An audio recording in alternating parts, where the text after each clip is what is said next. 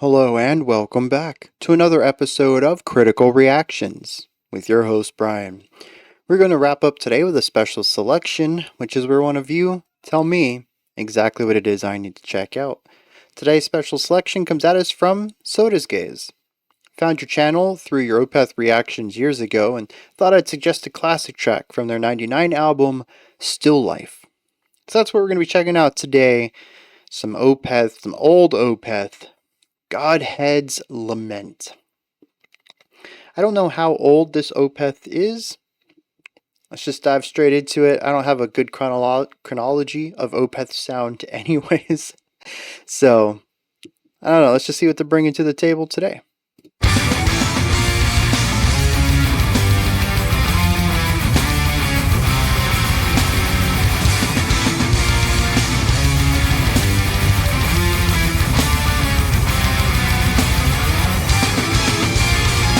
Ooh, really tense harmonies there.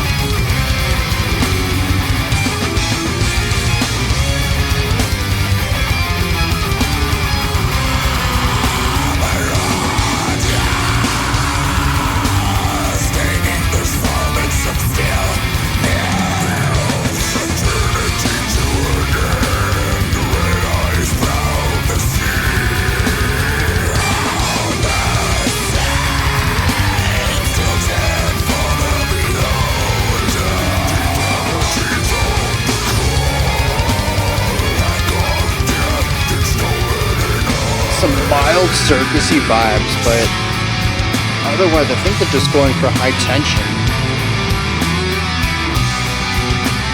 Shifting to something quite a bit smoother here.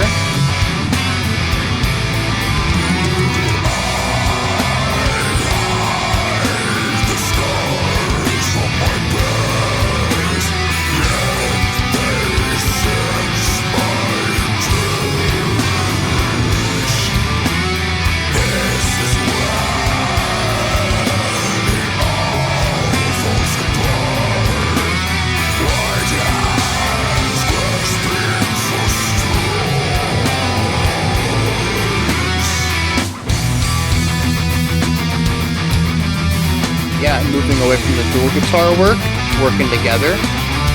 Oh, okay, we got some of that back then too with the harmony there.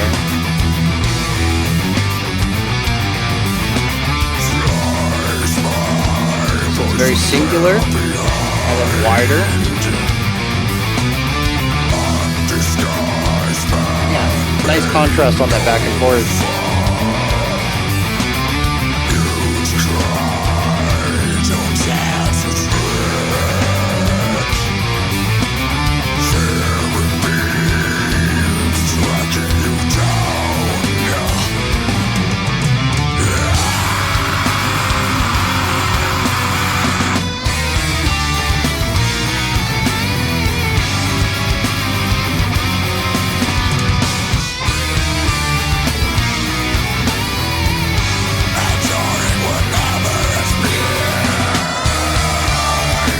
Nice production on the vocals too.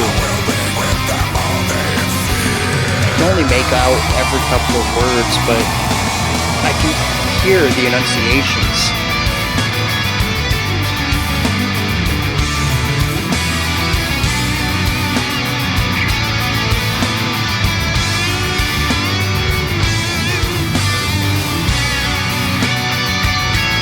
Lots of threes. I mean, this whole thing is in three right here, but then we have 1, 2, 3 cymbal hits to wrap up the phrase. 1, 2, 3, 1, 2, 3. Yeah, I mean, this whole thing is just built on threes, built on threes.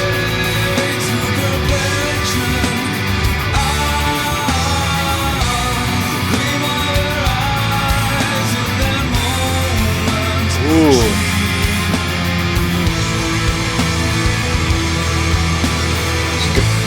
Hang out down here for a second. Beautiful transition. Yeah, sneaking the acoustic in underneath while still having the electric on top. Yeah, masterclass.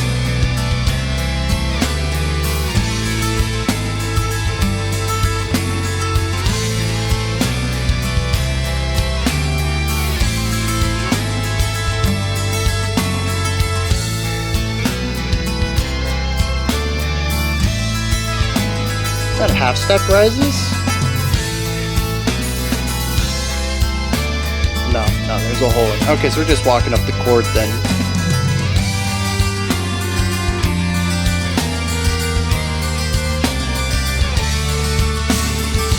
It is fun though, walking up and down the chord like this.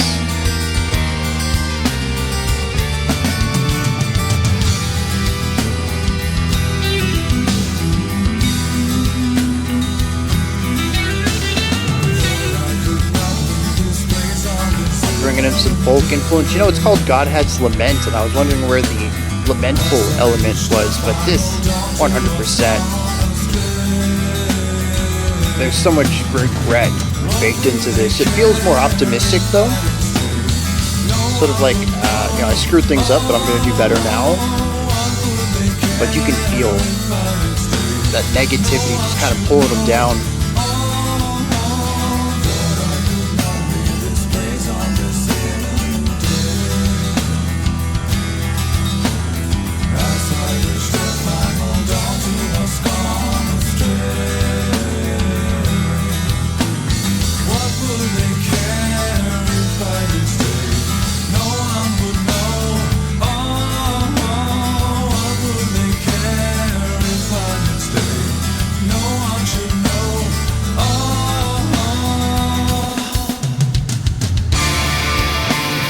Okay.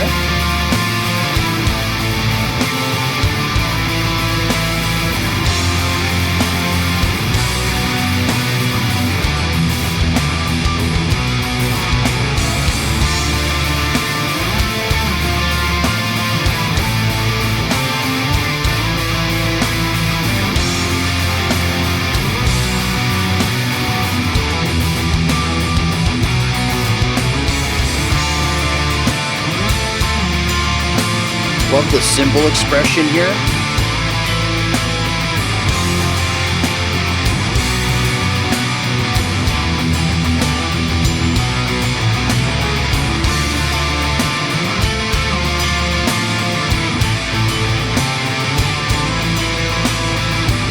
I'm going to be talking about this section later. It's a good example of a part that I feel like goes on just a hair bit too long.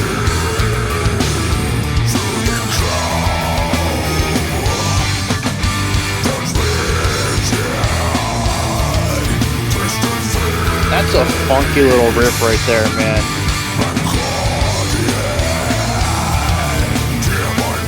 I mean, rhythmically it's a little odd, but not too bad. But the note choices are so spicy.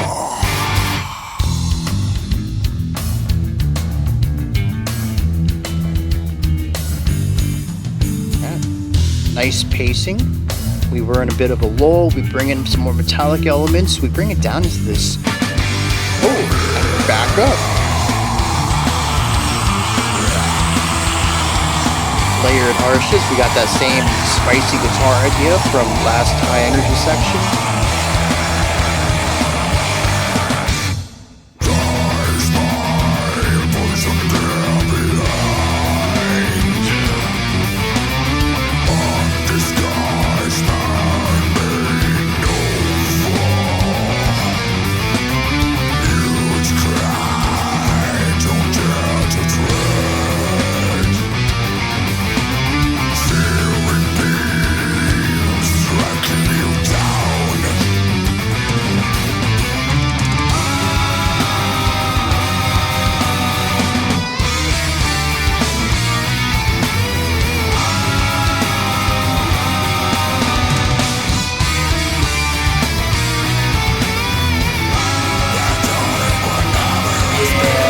Alright, I'm on board with that.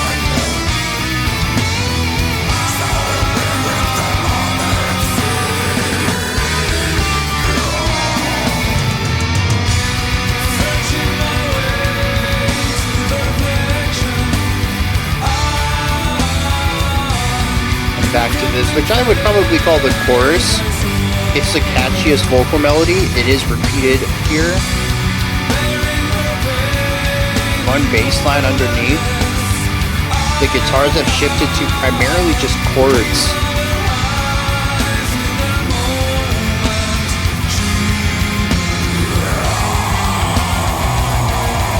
and an alternate ending since last time that took us into the folk acoustic section.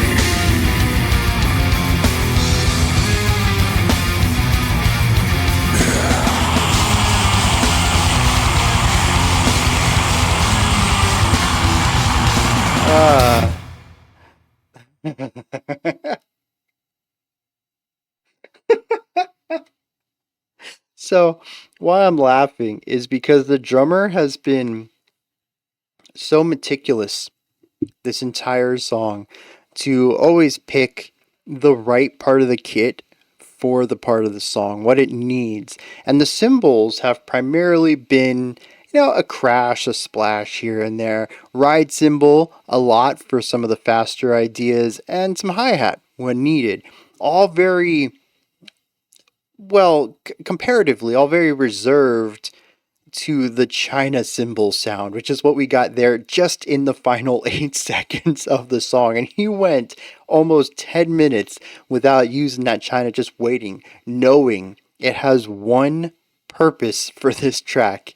And it's coming up, but we can't use it before then. And it just sounds so abrasive against the rest of the drum work in here. And it caught me way off guard, right? There's very few bands who I think would change up something so drastic like that in the remaining 10 seconds of a song. And Opeth, the drummer's just like, yeah, I got this one timbre. I'm waiting for the right time to use it. Oh man. It's Opeth and endings, man. They'll give me the most serious song, and I will just engage with it 100%. This is serious music for serious musicians, and then they will just make me laugh uncontrollably in outros. I don't know what it is with Opeth. Them and me, we just don't see eye to eye on what an ending of a song should be, and I just feel like they always sweep the rug out for me at the last moment. Right as I've reached that point where I'm like, okay, I get what you're doing. Let's see how you evolve it. And at the last, I'm like, hey, we got to trick up our sleeve though. Oh, jeez. Opeth, man. Opeth. So, interestingly enough, this started off as a song that I thought was fine. It's kind of death metal-y, progressive in some ways, very melodic, though. Mellow death, is that probably what we would call the first couple of minutes of this song? Progressive mellow death, maybe. They do use some really cool harmonies, and their chord progressions are wild. And what the guitars play over the chords, I mean, they get spicy in here. There's a lot of sounds in here that I don't typically associate with metal. And Opeth is just like, yeah, we're gonna toss it in here. And I appreciate their willingness to just go with the flow. It definitely stamps a song like this with Opeth's signature. You can just tell right from the bat. Even if Akerfeld didn't kick in with what I think are some very iconic harshes in here, I'd still been like, yeah, this is Opeth. Or, this is a band just wearing their inspirations on their sleeve here. This is some Opeth style harmonic writing. They just kicked the song off with that. Sure, why not? But, aside from some of the more interesting harmonic elements, the riffs, they didn't grab me. They were interesting, but they weren't rule of cool, right? So I'm not instantly engaged with it, just wanting the headbang because that's just a sick riff, bro. Like, that's not the kind of music they write. So I'm like, okay, there's a little bit of intellectuality to this. I can appreciate it from an artistic angle, but it's not really grabbing me. And the vocals were not doing it any help either. Yeah, like I said, they're iconic, right? But I've never really been a fan of his growls, and this song didn't really change my opinion of that. So I'm like, okay, we got some good mellow death here, right? I'm enjoying it. I don't dislike it. It's just not something I'm going to go out of my way to listen to. That was pretty much the entirety of the first 2 minutes or so, 2.5 minutes. I really thought that my reaction to this was going to be something along the lines of, they write some cool ideas. I like their harmonic structure. But at the end of the day, it's Melodeath, right? It's got growls, it's got, guitar work. It's just not my cup of tea, right? Cool ideas. I'm not the audience. I really thought that was going to be the general idea of my analysis portion, which is kind of come at it from a very objective perspective. This is the cool stuff they did. I would not, play this on my own though. But I ended up really enjoying this track despite that opening 2 minutes. I mean, that's definitely, where does this sit on the album? Okay, so, the song that comes before it is 11 and a half minutes. If this was an album opener, though, those 3 minutes would definitely have turned me away, right? Maybe back in the day when I had more time to give to albums that didn't immediately grab me, I could push through it. But you checked out my album. Well, I hope you checked out my album of the year video. As much music as I listened to last year, which was more than the year previous and more than the year before that. I listened to more albums every year than I did the year before. And I still didn't get around to listening to like 50 albums that I knew about. And I learned about more in the comments that I wish I had known about that I would have added. There was one during live stream 2 weeks ago, I think, that I was like, dude, this is awesome. I went and listened to the album and I was like, yeah, dude, this would have ended up on the list. It was so fantastic. I'd never even heard of them. So there's just like so much music now that I'm a bit more picky. If an album kicks off with the first 3 minutes here, I'm like, yeah, I'm good. I've heard what they do. It's interesting, but not for me. So it kind of sucks. But I'm a bit more selective, and the opening of this is something that would have turned me away, unfortunately. Cool ideas, I'm just not the audience for it. There's nothing wrong with it. The drumming, some cool ideas in there. I like the drumming generally. The vocals, though, like I said, kind of turn me off. The guitar work is neat. It just doesn't grab me. It's missing a little bit of energy, I think. And so I think the second part of the song, is where Opeth really begins to shine, in my opinion, subjectively, what I like to approach music with. They take this more intellectual perspective on metal and remove the metal. Not all of it. We retain some of it, but I mean, we drop it down to acoustic instrumentation. The drums lighten up. They get away from any sort of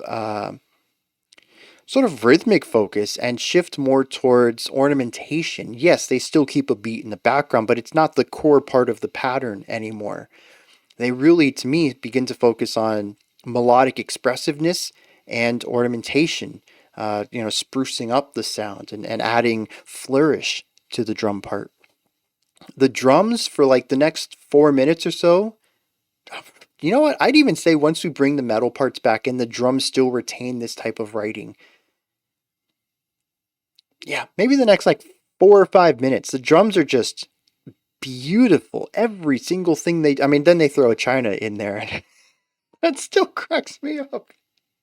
Just like the most abrasive sound after half of the track being so organically beautiful. Ah, it's such a fun decision there. That makes no sense to me. But I'm glad they did it because it just put the dumbest smile on my face. It's so goofy. Oh my god. Okay, anyways though, the drumming at this point is just gorgeous. I love everything about it. We change out the harmonic feeling a little bit here too, pushing towards something a little folkier underneath the electric guitar, which still has a little bit of that. I don't know what to call it. It's not jazzy, but it has that same kind of spice that jazz has, but it feels more classically inclined to me. But harmonically, it just feels a little. It's somewhere between like classical and jazz, which is like the weirdest thing. It's just like by my ear, classical. By my gut, though, jazzy. So if anyone has some sheet music and I can see these exact notes and figure out the chords they're going through, I could probably tell you exactly where the inspiration lies on that. It's spicy though. It adds some really cool flavors that you don't hear too often anywhere, really, but especially in metal. And it's just such a gorgeous little moment there. The two guitars working together, this whole transition, dude. The transition, we're going to get back to like their general writing. Let me take a moment to appreciate transition writing in general, but especially from that end of the metal section into this lower energy one. I mean, the acoustic guitars swell in underneath the metal. The drums back down quite a bit. The bass guitar fades out entirely. I think the electric guitar continues to play. I can't remember if there was still a growl, like if it just a tone was being held out and faded away, or if the growling had been done yet. But the general idea is that we began to fade out a lot of the metal things while the acoustic elements were fading in. It's beautiful crossfade, but not perfect, because that electric guitar retains its presence. And so we remove a majority of the metal, but leave one part of it, bringing the volume down a little bit so it can match in a little better with the acoustic instruments coming in and the lighter drum work, while still providing this texture and timbre variation here, having these two types of guitars here, but also the harmonic tension between the two of them, since they're both kind of in different styles of melodic writing, the counterpoint that's going on. I mean, it's just, yeah, dude. Yeah, I want more of this in metal. Like, I get the harsh transition as like a texture, an idea, right? I don't think everything should be smooth because variety is the spice of life, right? You always kind of want to find the moderate point between two extremes. But even when it comes to smooth transitions, this, you don't hear it. You don't hear this much, right? This is just Opeth putting on a clinic of how to transition between two very different styles of music and not make them feel different. It's not like we're moving into a brand new idea. Like we're ditching the heaviness and going into something lighter. I mean, lots of bands do this, right? Just two totally different ideas. They're like, no, we're going to mash them together, right? They're going to work together for a couple bars, and then we're still going to have this electric guitar playing in this acoustic bit for a while. And it's just like, it's a beautiful moment that they go into. It's a wonderful transition. You can melt in it. It feels like the song melting. It's just, God, man. I don't feel like I'm usually this positive about Opeth. Like, I've enjoyed their songs in the past, but they're a band that's always been on my periphery, right? Y'all have shown me stuff. I'm like, dude, they're cool, right? I get it. It's just nothing that's really spoken to me, right? But this transition, this whole section, man, I could listen to this over and over. You take that beginning, right? All right, I'll take the last, 30 seconds of it so that the transition makes sense. Y'all can keep the rest of that beginning, but the transition into this, and then like everything up until the last minute of the song, it's like middle 5 minutes or so, just so good. Um, and I'm glad that it's not just like the middle minute or something. Like it's the meat of the song, right? Just get rid of the intro and the outro and shave off like, I don't know, collective 3 minutes of a 10-minute song. I'm still enjoying the majority of this, which is just not my experience with Opeth. um, all right, so the transition's phenomenal. Most of the transitions in here are smooth. The movement between ideas, retaining others, foreshadowing, leading into fade outs, fade ins, just like, yeah, they do everything right. They really do. I have nothing negative to say about their transitions. Back to this lull, right? So we got the electric guitar, we got the acoustic guitars, we got the drums. This whole section is just melodic goodness. The two guitars are dancing around each other. They're both effortlessly played. The parts work so well together. They're slightly different as far as pitches chosen, so what kind of keys they're or chords they're in more specifically, but they still complement each other really well. We have little bits of tension being added, so it isn't just pure beauty all the time. You need tension to have resolution, which is just a really great feeling in music. It's just wonderfully written. The drums begin to ramp things up, moving into that cool little syncopated ride cymbal stuff that I pointed out there. The bass comes in. We get some beautiful walking bass lines that eventually moves into just completely walking up the key and walking back down the key. The whole band in on this while one of the guitars was doing a lead melody. It's just, it was a fun section, right? How do you go from beautiful to fun and it doesn't feel weird, like you've jumped a shark? Like it all still feels very serious. Just wonderful. Great, little spikes and valleys here as we're controlling the flow of this, controlling the tension, a little bit of volume increase and decrease, but just generally telling a good story here. We begin to bring a little bit of the electric guitar back in more prominence. The drums get a little heavier, and we enter into a riff, like a solid riff, done with the melody writing. This idea I thought was nice, but it repeated like 8 times, and I probably would have been fine with 4. I had mentioned that this was something we were going to talk about. There are a few places in here, and I think this is something I've said about Opeth in the side. Their pacing is like good 90% of the time, and then like not great the other 10%. And it's very rarely that they rush through an idea. They just sometimes land on a riff and love it so much that they'll play it more than I think the song really demands. And this is a subjective thing, right? You listen to that section, you're like, Bryan, I have no idea what you're talking about. I love this riff. I could hear it 50,000 times and it wouldn't be enough. Yeah, that's great, man. We all got opinions, right? This is just mine. I'm not saying anyone's wrong for enjoying it. I'm not right for not enjoying it. It's just, I was like, okay, I'm ready to move on here. That happened a couple of times in this song, and it usually tends to be in the more melodic sections. And, thinking about it, right? I don't just like to criticize music. I like to criticize my own relationship to music, my own biases. I like to examine why I think things about music. And I wonder if it's just because those sections aren't as favorable to me. Thinking back, some of the folky elements, the low energy, there's a lot of repetition in there too. Granted, I think that being more melodically driven with the instruments as our lead melodies and the vocals kind of taking a step back in places means that we get more melodic movement from the guitars, which kind of disguises any repetition that might be seen in the bass. Whereas in the growled sections, the guitars have melody sometimes, but they're also very riff heavy. Riffs are by nature, they're ostinatos. It's things that we repeat over and over. And so that's going to stand out to me a bit more, whereas the bass gets pushed down into the mix a little more than the guitars do. I don't notice their repetition as much. It could also just be that I love the lower sections in here. Even if they were repeated, I'd probably still like them. So, it might not be repetition that's the issue. It's just, again, the metal sides of this song, I'm not the target audience of. So, yeah, this is like a blanket statement for the channel, but take what I say with a grain of salt, right?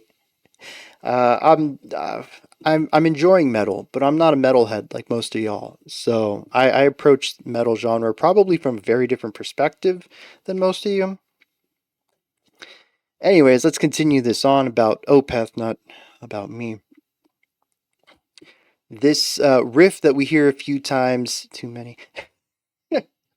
brings us into the big punch up, right? The drums get more explosive. We get rid of the acoustic instrumentation. It's just the electric guitars. The bass is back with more of a walking bass line. We've lost that, climbing and falling idea. And this tries to, I think, be more of a rule of cool guitar lick. It doesn't quite click for me, but I do love the back and forth here because we're only in this for like 8 bars, and then we bring it back down, something quieter. I don't think we bring the acoustic instrumentation back, but we do kind of bring the energy down a little bit. 8 bars, bring it back up. This sort of back and forth, again, really controlling the power, the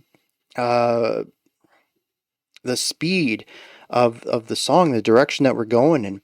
It's momentum. That's the word I want. Momentum control. And it's just wonderful right here. Pulling off the pedal, slamming it back down, just kind of easing into this speed. Bringing that intensity up a little bit, then bringing it down and then spiking it, right? And kind of having this fake out that I think worked really well as far as pacing goes. And this pretty much takes us to the end of the track, which more intensity, right? Just lots of high intensity stuff back here. And then, of course, the drums throwing the China symbol in there. Cracks me up. I'll say that the one big surprise for me on this is the clean vocals. Again, like I mentioned at the beginning, I don't know the chronology of Opeth's sound. I don't know where even 1999 lands in this. Maybe this is their second album. Maybe it's like their fifth. I don't know. This does feel rather progressive, though, in its harmonic ideas, in its structure, in its. I mean, it's very mature as far as writing goes, too. Like I said, there's very little rule of cool sections in here.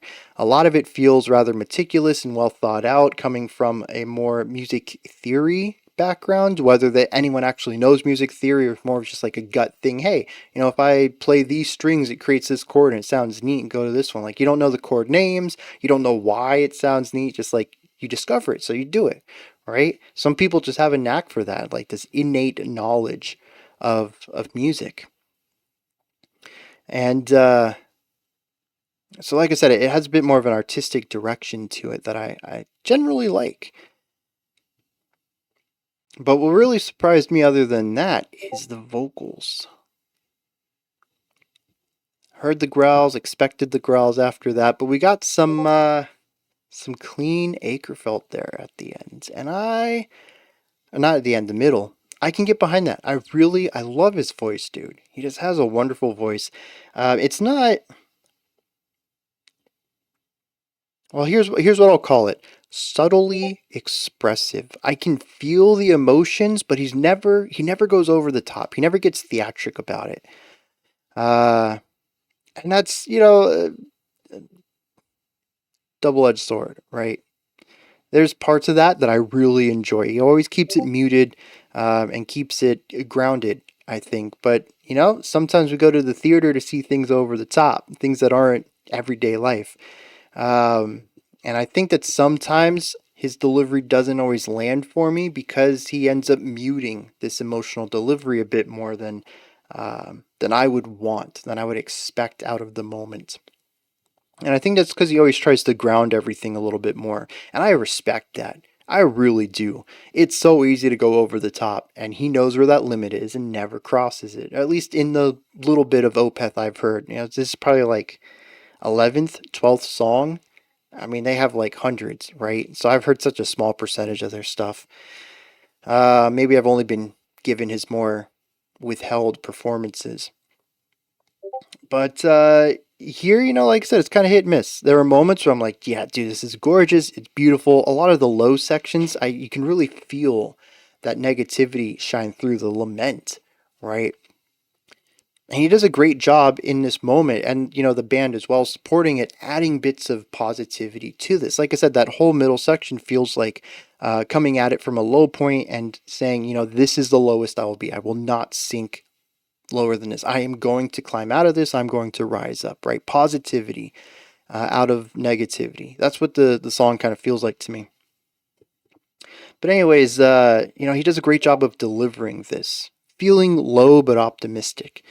And it's just, he has such a smooth voice too. I could listen to it for hours, and he delivers this emotion fantastically. And yeah, I mean, again, I haven't heard a lot of Opeth, but I would definitely rank this towards the top of Akerfeld's performances of what I've heard so far. So yeah, that was just a nice little treat for me, a little surprise. I'm going to read some lyrics for this, see what's going on there, and then we're going to wrap this one up. Alright, so a little bit of background here. It seems that this might be a concept album. Maybe it isn't, since this is only, well, I was going to say it's only track 2, but yeah, there's like 12 minutes of music before this. So regardless, we have our protagonist here who has been cast out of a town. And at the beginning of the song, he sneaks back in, calling himself a marauder, says that he stains the soil as he walks through it. He says that his red eyes probe the scene, but everything is still the same as it ever was. He says that this place is depravity down to the very core. I found through annotation that Our narrator has been exiled from this city, community, based on blasphemy. And as an outcast, he's sneaking back in to find someone specific. And he does find this person. In a chorus, he says, the gleam of her eyes in that moment she knew. So they locked eyes and she knew it was him. So that happens. Most of this, though, in between is just him kind of talking poorly about the ruling class and how everything that they've set up is a lie and that everybody else has bought into it. Hence his whole elements of being a blasphemer. Blasphemer? I think it's blasphemer. Just kind of rallying out and against the ruling class and saying, nah, everything they tell you is lies. And they're like, yep, you're out. You're not allowed to be in here if you're gonna spread dissent like this. So, like I said, he sneaks back in trying to find this woman. Verse 3, though, he wonders if he could just stay here. It has been so long, would anybody even know or care? He says, I've reached the final dawn to what's gone astray, but what would they care if I did stay? No one would know. No one should know. Verse 4 says, still brooding, soothing calm, that rigid, twisted face, blank Godhead, tear my name, lost virtue, frantic lust. A flurry of phrases. Most of the other lines are thought out, methodical, poetic, even. This one is just quickly jumping between ideas, 2 words at a time. I suppose it's his wavering sanity, maybe, his anxiety, possibly. A need to get this person out of this place, and the two of them can go on their happy way. The refrain after this, though, brings back the idea of everybody just kind of falling in line with the lies, the propaganda of this place. Says that they adore what was never been, that they'll bring with them all that they have seen. Basically, y'all haven't seen anything, y'all haven't heard anything, you've never really witnessed anything either, but you accept that you're told that things are these ways. And when you leave this plane and move to the next, you'll go to the next part of existence, still believing all of this. At the end, the final stanza says, searching my way to perplexion, in crumbling faith I saw her, bearing her pain in the wilderness, the gleam of her eyes in that moment she knew. To me, I was just like, oh, okay, this is the same thing we read earlier, They locked eyes, she knew it was him, why'd we end it here?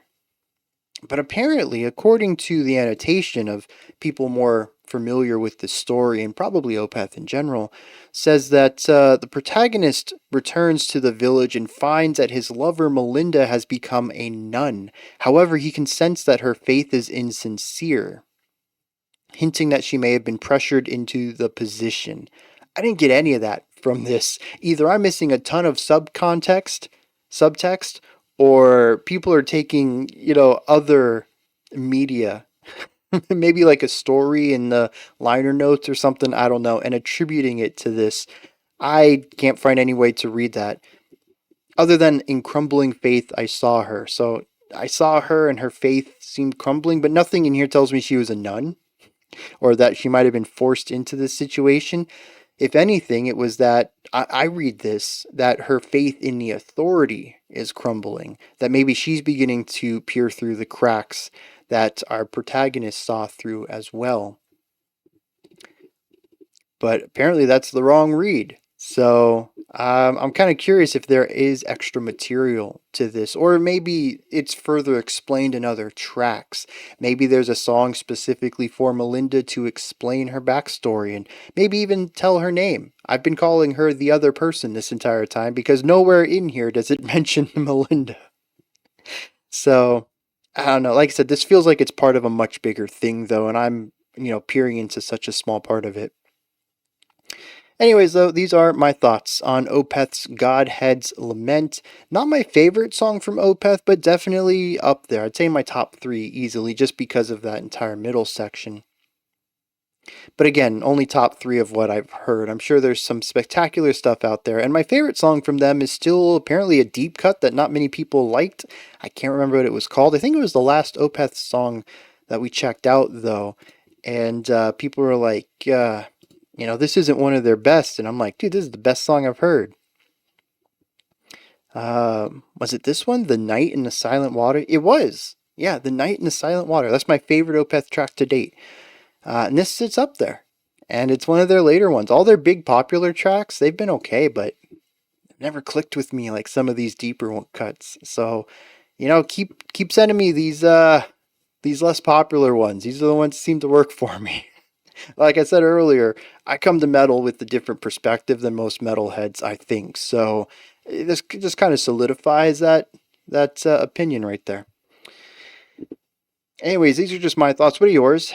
What do you think of this track? Is there anything that stood out to you? Anything that you would like to add on to what I said or correct me on? Maybe you have your own interpretation of things. Maybe you can tell me a little bit about the expanded context that I'm missing here with Melinda. Put all of that and any other thoughts you have down in the comments section. Above that, in the description box, you'll find a link to Linktree. Takes you here. You can find links to my music, ways to support the channel, a link to the Discord server, and so much more. Above that, if you could, like, subscribe, and ring the bell. I greatly appreciate all 3 of those. That wraps it up for today, but I'll be back tomorrow, 5 p.m. Eastern Standard Time, 10 p.m. UTC as usual. Until next time, remember to be critical, not cynical, of the music you listen to, and have a fantastic morning, afternoon, or evening, whenever you choose to watch my videos.